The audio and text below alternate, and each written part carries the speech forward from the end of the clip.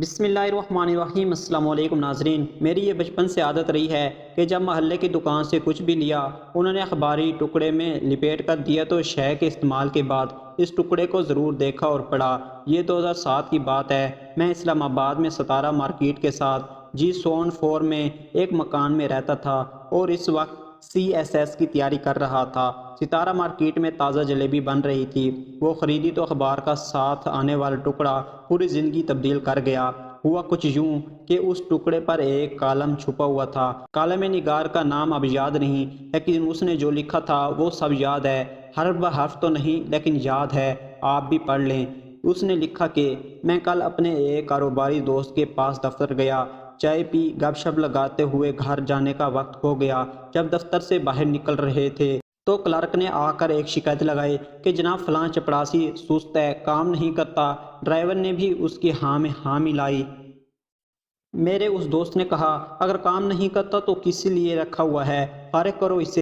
میں نے فوراً مداخلت کی اور کہا کیا یہ بہتر نہیں ہوگا کہ ایک دفعہ اس سے بات کر لو، کیا پتہ اس کے کچھ مسائل ہوں۔ پھر میں نے اپنے دوست کو ایک آنکھوں دیکھا واقعہ سنایا۔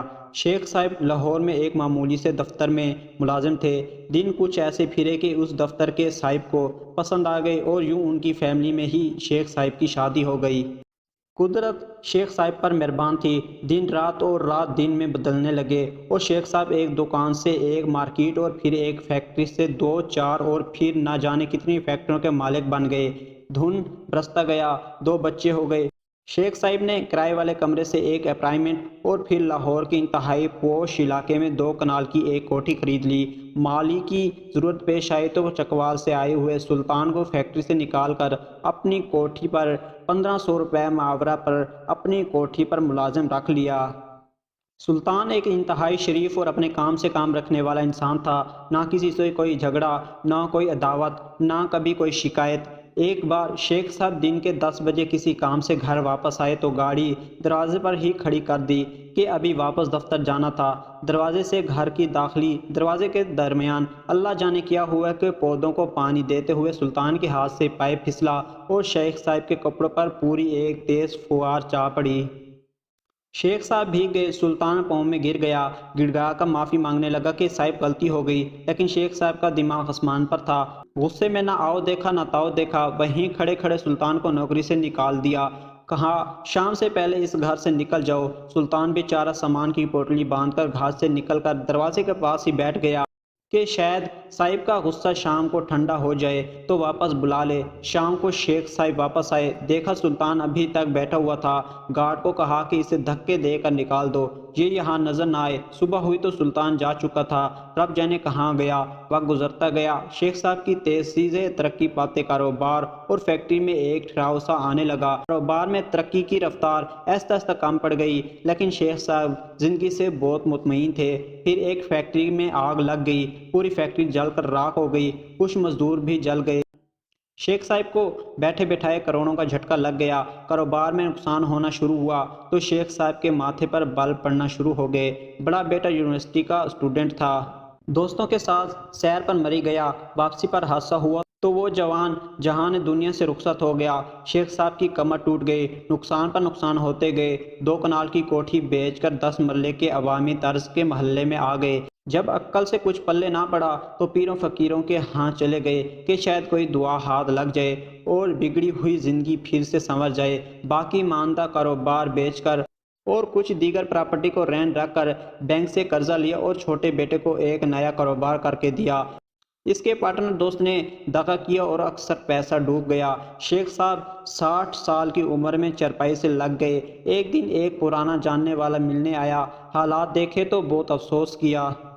کہا شیخ صاحب انڈیا سے ایک بزرگ آئے ہوئے ہیں، بہت بڑے اللہ والے ہیں، داتا صاحب کے پاس ہی ایک مکان میں ان کا چند دن کا قیام ہے، اگر ان کے پاس سے دعا کروا لیں تو اللہ کرم کرے گا۔ شیخ صاحب فوراً تیار ہو گئے، اس مکان پر پہنچے، ملاقات کی، مسائل بیان کیا تو انہوں نے آنکھیں بند کی، کچھ دیر مراقبے کی کیفیت میں رہے، پھر آنکھیں کھولی، شیخ کو دیکھا اور کہا تم نے سلطان کو کیوں نکالا تھا؟ شیخ کے سر کے اوپر گویا ایک قیامت ٹوٹ پڑی، آنکھوں سے آنسوں کی ایک نہ تھمنے والی لڑی جاری تھی۔ شیخ بزرگ کے پاؤں میں گر گئے، معافیا مانگنے لگے، بزرگ نے اسے کہا، میری بات سنو، پروردگار رازق ہے، وہ رزق ضرور دے گا، لیکن اس کا وسیلہ انسانوں کو ہی بنائے گا۔ اوپر سے نیچے آتے پانی کی تقسیم جس طرح نہروں نالوں کی پانی میں ہوتی ہے، رزق کی تقسیم بھی اسی طرح ہوتی ہے۔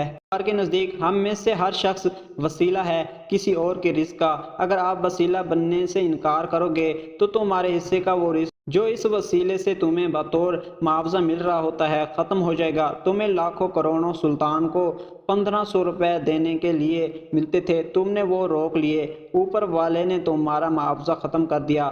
اب جاؤ اور اس سلطان کو ڈھونڈو، اگر وہ مان جائے، معاف کر دے تو تمہارے دن بدل جائیں گے۔ شیخ کی دنیا لٹ گئی، وہ سر پیٹتا ہوا گھر آیا، پرانے کاغذات ڈھونڈتا رہا کہ شاید کہیں سلطان کا کوئی پتہ، کوئی شناختی کارڈ، کوئی اور معلومات مل جائے۔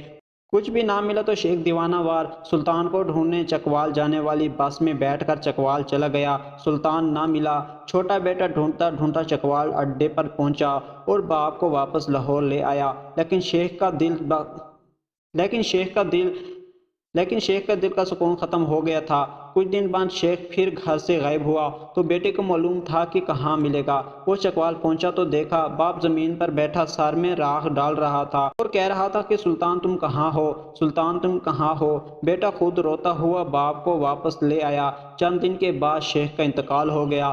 کلام نگار نے لکھا، میں نے اپنے دوست کو یہ پوری کہانی سنائی اور اسے کہا چپراسی کو نہ نکالو، اس کا رزق تمہارے رزق سے جڑا ہوا ہے، اسے تو رب کہیں اور سے بھی دے دے گا کہ اس کے پاس وسیلہ بنانے کے لیے کسی چیز کی کوئی کمی نہیں ہے، لیکن کہیں ایسا نہ ہو کہ تم اس معاوضے والی نعمت سے محروم ہو جاؤ۔ مجھے یہ واقعہ پڑے ہوئے 13 سال گزر گئے ہیں۔ آپ یقین کریں کہ اس نے میری زندگی بدل دی۔ میں مالی معاملات میں بہت زیادہ محتاط ہو گیا۔ اگر کسی کے پاس 10-12 رہ گئے تو نہیں مانگے کہ کہیں اوپر والے سے ملنے والا معاوضہ کم نہ ہو جائے۔ میں نے ڈھونڈ ڈھونڈ کر اور نیک نیتی سے وسیلہ بننے کی کوشش کی ہے۔